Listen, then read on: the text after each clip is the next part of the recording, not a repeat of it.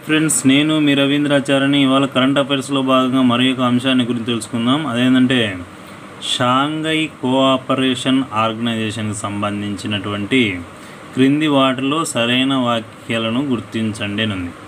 ఇందులో ఏ ఉంది, ఇదేంటంటే కూటమిలో ఇరాను బెలారస్లు చేరేందుకు అవకాశం ఉంది అని ఉంది. బి వచ్చేసి ఈ కూటమి తొలి సాంస్కృతిక పర్యాటక రాజధానిగా వారణాసి ఎంపిక అయ్యిందని ఉంది.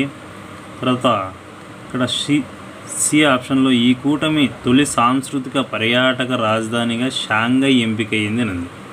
మరి ఇక్కడ కూడా ఆప్షన్స్ ఉన్నాయి. ఆప్షన్ 1 ఏసీ, ఆప్షన్ 2 ఏ, ఆప్షన్ 3 ఏబి, ఆప్షన్ 4 బి అని ఉంది. మరి దీనికి సరైన సమాధానం ఏంటి? Option 3 is right answer. ఏంటి? ఏ మరియు బి అనేటువంటి అంటే ఏంటి?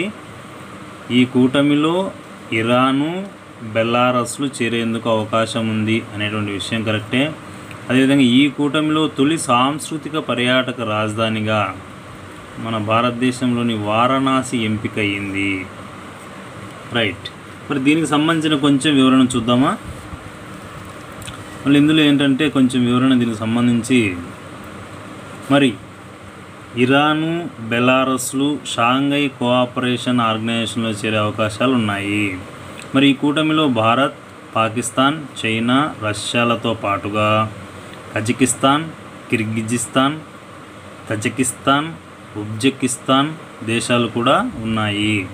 మరి దీని ప్రధాన కేంద్రం ఎక్కడుంది అంటే కనుక చైనా దేశంలోని చైనా రాజైనటువంటి బీజింగ్లో ఉంది.